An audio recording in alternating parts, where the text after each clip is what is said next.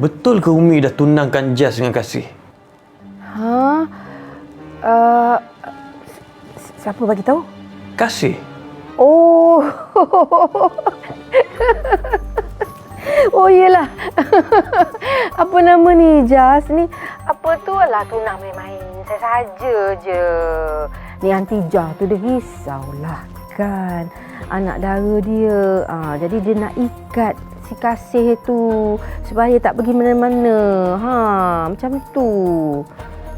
Umi, ya Allah Umi, mana ada orang tunang saja-saja seronok-seronok Umi. Itu kan semua adat. Betul lah.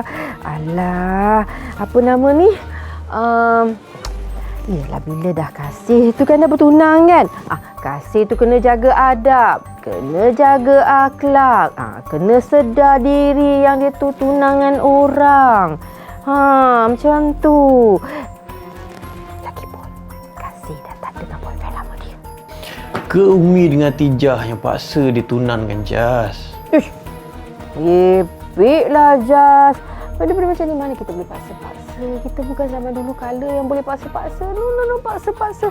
Kasih memang betul-betul dah setuju. Ni. Tak percaya? Cuba tanya Kasih sendiri.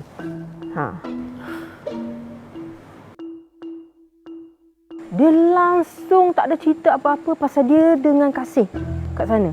Dia cuma cakap pasal, dia tanyalah pasal tunang tu kan, pasal Kasih bagi tahu kat dia. Tapi suara dia tak adalah marah kan. Dia macam biasa je suara dia. Maknanya memang tak ada apa-apa lah kan?